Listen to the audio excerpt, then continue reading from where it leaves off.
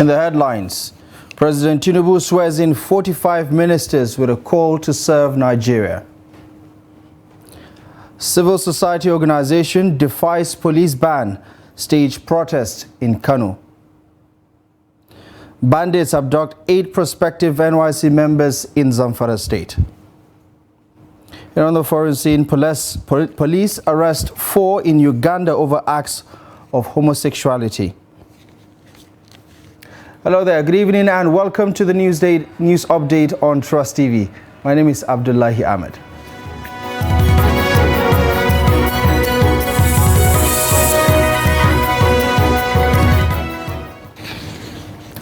We start in Abuja as President Bola Ahmed Tinubu has said that he will hold the newly sworn-in ministers to high standards of excellence in service delivery, accountability and transparency. The president made the comments on Monday after swearing in 45 new ministers into the Federal Executive Council of Nigeria. Kehinde Amodu reports from the State House. The ministers are sworn in batches of 5, which means the president administers in 9 cycles the oaths of office and allegiance to the 45 persons coming into the cabinet. The elation and excitement is almost tangible in the banquet hall of the presidential villa, but the president is quick to issue to the ministers a sobering reminder of the onerous task ahead and the high expectations of Nigerians. It is high honor to be chosen to serve as a minister in the Federal Executive Council of our beloved republic. With such high honor comes tremendous responsibility. In this moment of abundant promise and peril in equal measure. Contrary to skeptical analysis, President Tinubu is clear that the newly appointed ministers were carefully selected based on their track records of excellence in both the public and private sectors. The ministers are aware of the tough task that lies before them, but are promising to live up to expectation. Nigeria should be expecting a departure from the norm. Everybody knows what's been happening in that solid mineral sector of the economy. It's been frittered away. Nigeria has been shortchanged. We've been receiving the shorter end of the stick. There is going to be a critical departure from that norm. Well, not only my ministry, every ministry, the expectation of Nigeria or Nigerians is that you key into the hope agenda of Mr. President. Each ministry has a role to play. The president has sounded a warning to his new ministers that they cannot disappoint Nigerians, who expect them to serve with integrity, dignity, and competence to actualize the Renewed Hope Manifesto. He has also warned that if they fail, he will not hesitate to take necessary remedial measures. From State House Abuja, Kehinde Amodu, Trust TV News. In a related development, the newly inaugurated Minister of the Federal Capital Territory, Nyesom Wike, has warned those distorting the master plan of the Federal Capital Territory to expect demolition of their properties soon. The immediate past River State Governor, while assuming his office at the FCT in Abuja on Monday, says his administration will demolish all illegal structures regardless of how highly placed their owners might be. Look at refuse everywhere. Those who are paying for refuse collection, what are they doing? So we must also sit down to look at differently ways of waste management or waste disposal. It is very, very, very, very key. All those people who are distorting the master plan of Abuja, too bad. Too bad. If you know you have built where you're not supposed to build, it will go down. It will go down. Be a minister of anywhere, be an ambassador. If you know you have developed where you're not supposed to develop, your house must go what? Down. Those who have taken over the green areas to build, sorry, our parks must come back. The green areas must come back. If you hate green, you must hate yourself. So if you know you have anybody who is involved that have taken over the green areas, have taken over the parks, to where you now do restaurants, no, we will not accept that. Now, a group under the umbrella of the Northwest Civil Society Anti-Corruption Network has called on President Bola Ahmed Tinubu to ensure that nothing interferes with the outcome of the Kano Governorship Election Petition Tribunal. The group, which is made up of over 150 civil society organizations, made the call during a peaceful protest in Kano on Monday. The report. The groups allege that some politicians are attempting to bribe judges ahead of the final ruling, an action they said they are all against. Your Excellency, the recent revelation credited to one of the judges in Kano Election Tribunal is a clear indication that some people are working to manipulate the judicial processes. Despite hugely recorded electoral fraud, such as ringing, massive use of money to induce voters, attempt to create violence as another machinery to scare the Kano voters from exercising the franchise to choose the candidate of their choices. The level of this exhibited anxiety engineered through the work of some desperate politician is not only worrisome but also dangerous to the continued survival of our democracy. Recently, there were attempts by some senior lawyers to bribe judges who are handling election cases in Kano State. One of the judges came out recently to inform the world that a senior lawyer has made that attempt. While the protesters were at the government house, the governor assured the civil society groups that he would deliver their letters to the president personally. We have listened to earlier grievances. We have listened to earlier complaints. And we want to assure you that by the grace of Allah subhanahu wa ta'ala, I am traveling to Abuja purposely to deliver this letter hand to hand. The protesters are hopeful that the ruling of the tribunal will reflect the will of the people when it is made public.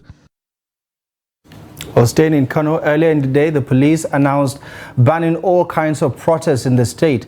The State Police Commissioner Mohammed Gumel said the ban followed intelligence reports that some members of the opposition APC and the ruling NNPP in the state are mobilizing crowds to preempt judgment of the Election Petition Tribunal in Kano.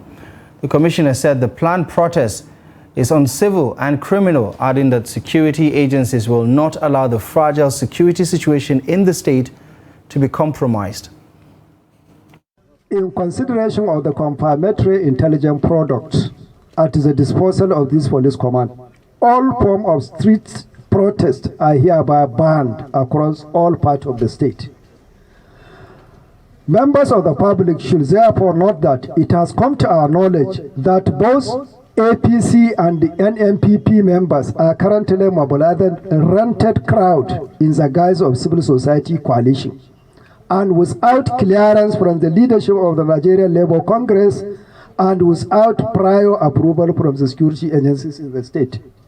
Umbrella body should note that any attempt to disrespect NLC and security agencies in the state by playing around the fragile security situation which the combined security agencies have been managing is not only uncivil but criminal and also an offense against national security. In other news, gunmen on Saturday kidnapped 8 members of the National Youth Service Corps along the highway in Zamfara State. Reports say the Corps members were on their way to Sokoto State via Zamfara, where they were participating in the mandatory national service when their bus, operated by AKTC, was spotted along the highway in Zamfara. Relatives of the Corps members said 11 Corps members were present, but 3 of them managed to escape from the gunmen. Apart from the 8 Corps members, the driver of the bus was also abducted, according to the statement. Edidiong Richard, a Facebook user, claimed that the kidnappers had gotten in touch with the parents of one of the Corps members, simply identified as Udofia, were subsequently requesting a ransom of 4 million naira.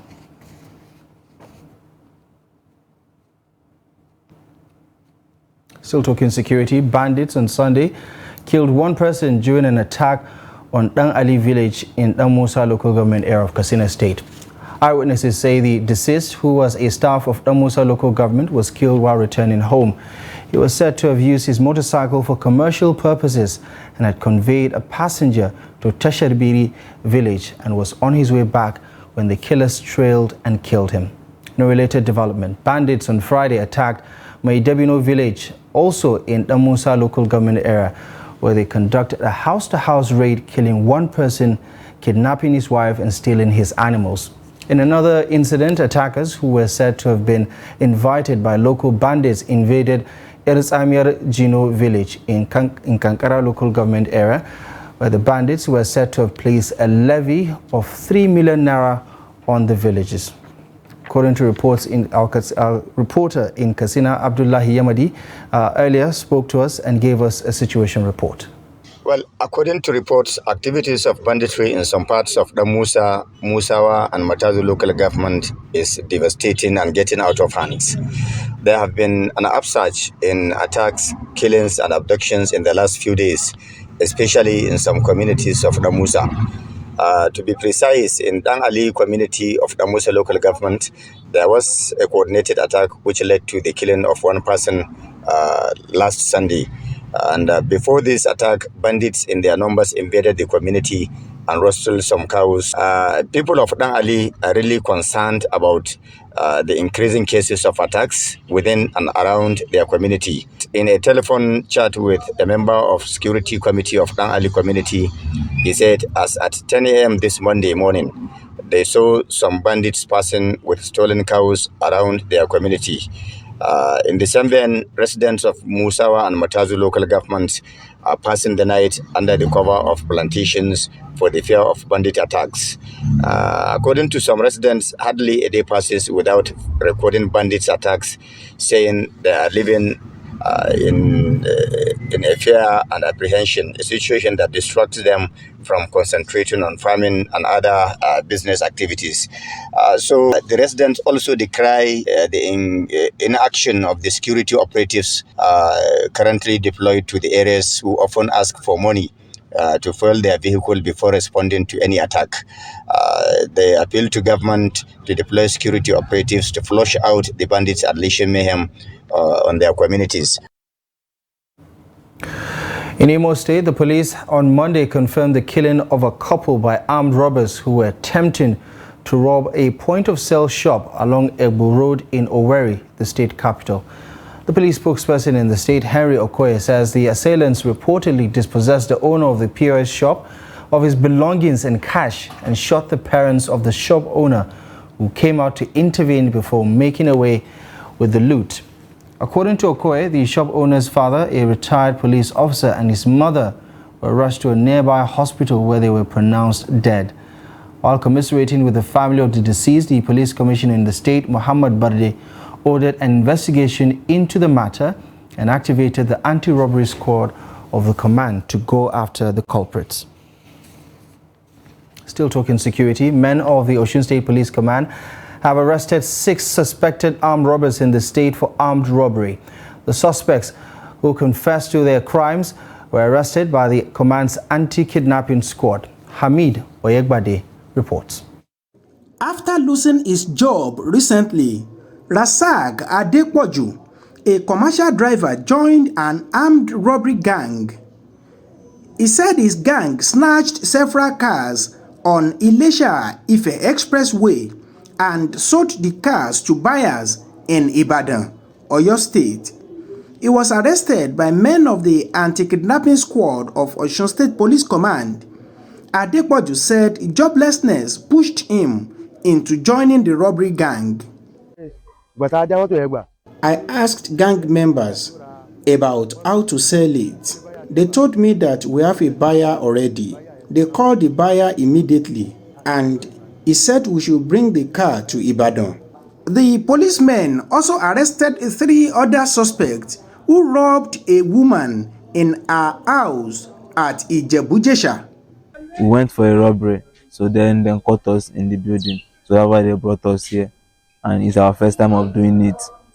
Two suspects arrested for stealing a motorcycle denied the allegation, claiming that they are private security guards who confiscated the motorcycle from the owner.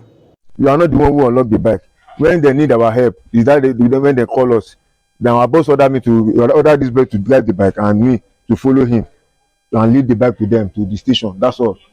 The police public relations officer for Osun State Police Command, Yemisi Okpalola, said the suspects will be prosecuted accordingly. There are about 6 suspects that have been arrested in different robbery cases. And immediately we finish the investigation, they have all confessed to the crime. The Commissioner of Police in the state, Kehinde Longe, appealed to youths in the state to strive to earn legitimate income and shun criminal activities. Amid Oyegbade, Trust TV News, Osogbo.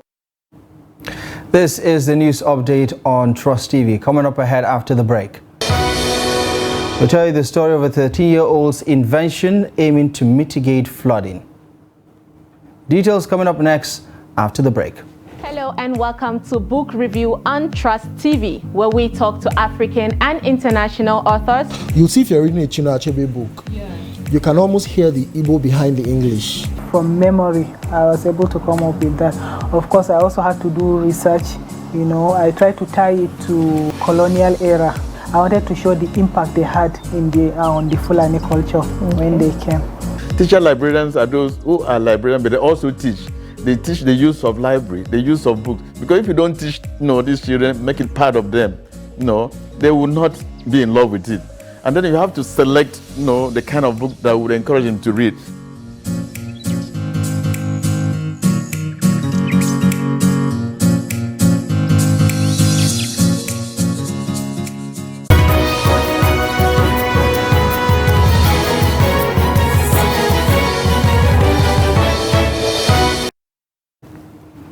Welcome back and thank you very much for staying with us. Here's a quick recap of our top stories at this hour.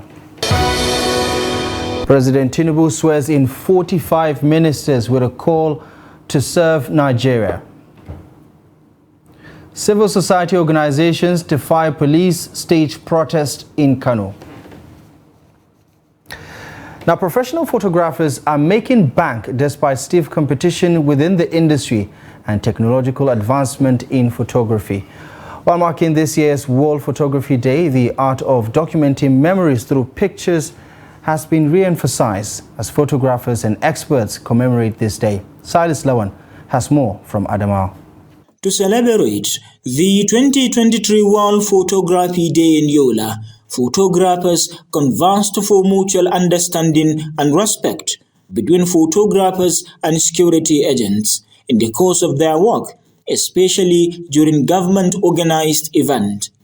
Across the state, photographers believe that the profession has its challenges, especially with the new advancement in technology, calling for measures to improve photography. So you can see today, everything is digital. You can even print your picture outside. You don't need to hide yourself to print, because in those days, you cannot even expose your paper to light. It goes spoiled, forged.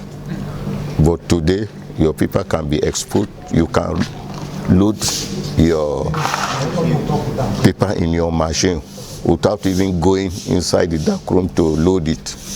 You cannot fly an aircraft without a camera. You cannot go to war without it. You cannot drill a borehole without it. You cannot do anything without photography. A picture is good. Please keep it up and make sure you do pictures. Despite all the contributions of the photography industry to growth and development, the profession has not gotten the desired recognition from the authorities. But we have changed the narrative. Now photographers, you will find doctors, like I keep saying, you'll find doctors, you'll find engineers, you'll find lawyers into the profession. So our challenge is at the beginning, it's rejection. It's a very good day to celebrate life itself. Like I said earlier on, photography started from the beginning, the creation of the world, because God started with let there be. And when you say let there be, it's just like having a click at the shutter of the camera. Let there be, and click whatever image you want to see, it appears there. So I would say World Photography Day is a beautiful day to celebrate. The World Photography Day was first marked on August 19, 1839, when the French Academy of Sciences made the announcement of the daguerreotype process to the public.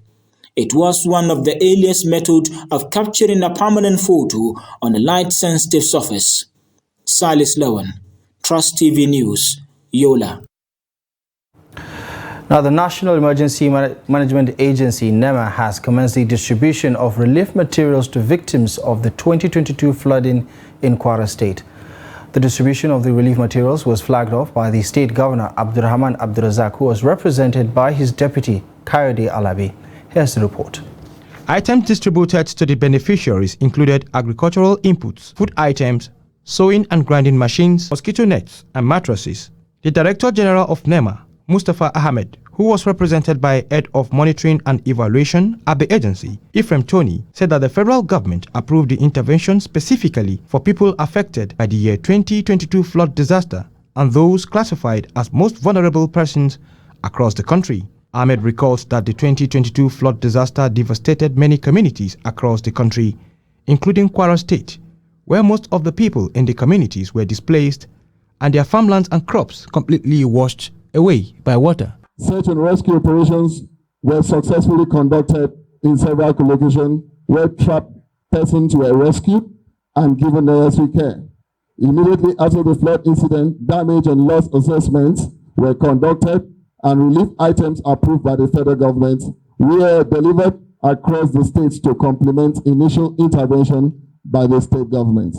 Kwara State Governor Abdurrahman Abdurazak, represented by his deputy Kayode Alabi, commended the effort of the federal government through NEMA for what he called the timely intervention. Abdurazak, who urged the beneficiaries to ensure a judicious utilization of the items, reiterated the commitments of this administration towards supporting all programs that will be directed towards alleviating the socio-economic hardship of the people of the state.